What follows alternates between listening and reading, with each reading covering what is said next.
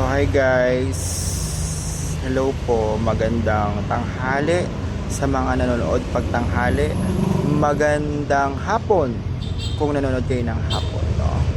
So for today's video guys, ito lang naman yung mga ganap-ganap ko sa aking sari-sari store. Unang-unang ganap ko guys is nagbilang tayo ng sales.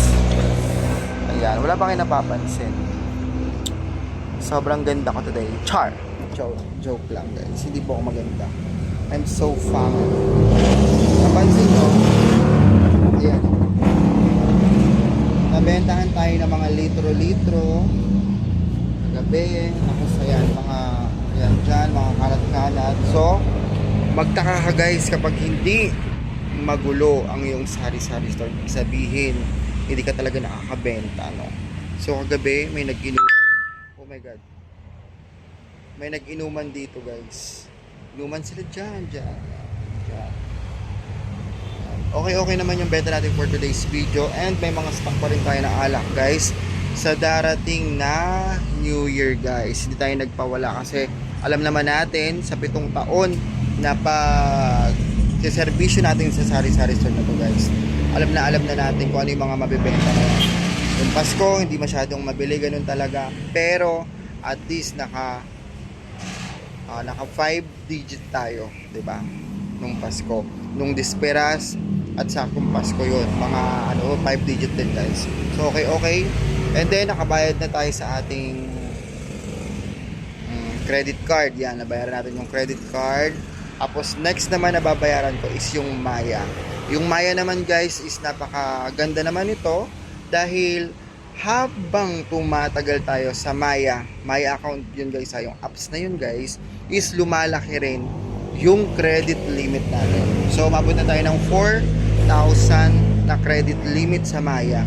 Ginagamit ko ang Maya pang load dito, guys. Ayun, pang load, pwede ko rin siyang i-transfer pang GCash, pwede rin siyang i-GCash, guys. Ayun ang kagandahan sa Maya, guys. And then si GCash kasi, guys, is 1,000 lamang ang binibigay niyang capacity sa una lang yung, guys, no? Sa una lang, no? Si Maya para siyang credit card, guys.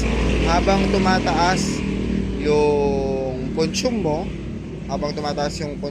yung consume mo, tama, di ba, pa-load ka ng pa-load, nakikita nila, napapautang ka nila lang mas malaki. Sa Maya apps to, guys, ha. Yung Maya, kung meron kayong mga Maya dyan, ayun lang, sinare ko lang naman sa inyo, guys. Yun, para dagdag pagkakakitaan. At lagi nyong tandaan, guys, na ang pag-utang dapat to is gagamitin nyo pang negosyo lang muna. Pag nag-volume, tsaka kayo kumuha ng karampot, yun, mga karampot, guys. So napapansin nyo, punta tayo din sa may labas, guys. Wait. So yun, guys, napaglinis ko na yung kapatid ko sa taas. Bukas ipa-vlog natin yung mga nilinis ko. Ayan.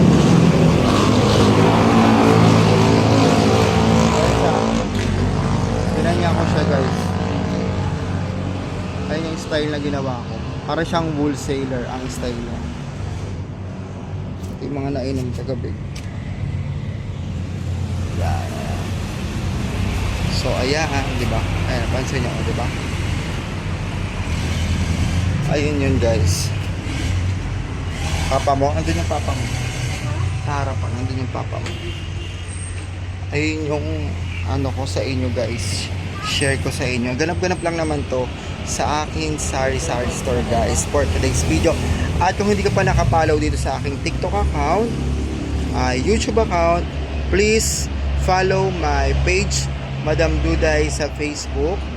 Follow my TikTok account here and subscribe my YouTube channel. Doon nyo to mapapanood yung mga daily update ko sa sari-sari store. So, sa mga bagong manonood ko dito, ang vlog po natin is sari-sari store vlog. How to handle a sari-sari store, how to maximum your paninda. Taray, di ba, maximum paninda.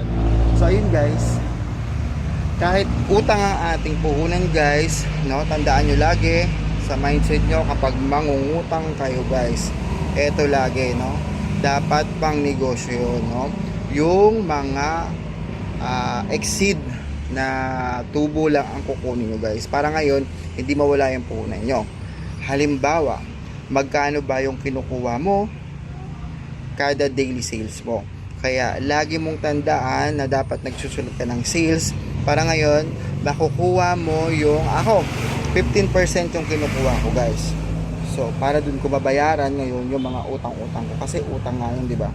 So kasi ang kinikita talaga ng sari-sari store guys is 20% and above pa. So kukuha lang tayo ng 15% para ngayon mabayaran natin yung ating inutang sa bangko, di ba? Ganun yun. So halimbawa 2,000 times 15%. So, kung 2,000 yung sales mo guys, dapat magsisave ka ng 300 pesos, no? Save mo yon, no? And then, kung may bayarin ka guys, di ba, kunyari 10,000. So, halimbawa lang to So, kung ang sales mo sa isang buwan ay maaabot ng 2,000, sales mo umabot ng 65,000 yan sa isang buwan guys umabot ng sales mo 65,000, isisave mo dyan yung 15%.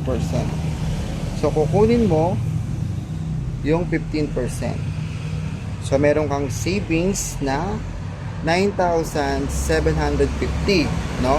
Bakit 15,000 lang 15% lang kinukuha mo? Kasi nga ang markup price talaga natin mga sari-sari store sa mga presyuan is 20% and above. Minsan nga natataasan pa natin kasi depende kasi sa mga kinukuha na nating supplier, di ba guys, no? At saka kung konti lang naman yung paninda mo, retail mas mataas talaga yung mga tubuan pag retail price kasi iba naman kasi ang retail sa wholesale.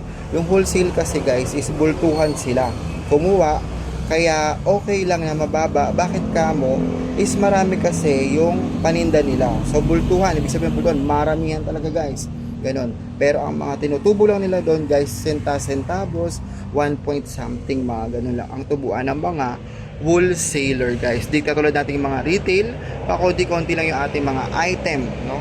Kaya medyo pricey, 20% ang ating mga tubuan, pero kayo pa rin guys yung masusunod sa presyuhan nyo. Halimbawa, kung marami kayong produkto na ganito na mabili talaga, strategy to sa retail medyo babaan nyo yung presyo, no guys, no? Kung hindi ka naman lang umupahan or ano, di ba? Medyo babaan yung mabentang produkto lang guys para naman hindi ka lugi. Huwag kang makipag price war, no? Yung target mo lang guys talaga na fresh na tubo yung i-implement mo sa iyong sari-sari store, yung hindi ka malulugi. Dapat talaga sa isang negosyo guys, kapag nagtayo ka ng negosyo, inaalam mo talaga yung kikitain mo. Ayun, para sa akin ganun guys So ang dami ko naman sinasabi guys, naka 8 minutes na tayo. May upload ito, may upload to guys sa YouTube channel ko, Madam Duday, and then TikTok account ko, and then sa may page ko, Madam Duday. So paki-follow nyo ako guys, maraming salamat. At kung gusto nyo mag-subscribe guys, huwag na kayong mahiya, click the button, diba? Okay guys, please like, share, and subscribe my YouTube channel para updated ka sa mga bago kong video. Okay guys, thank you for watching. God bless.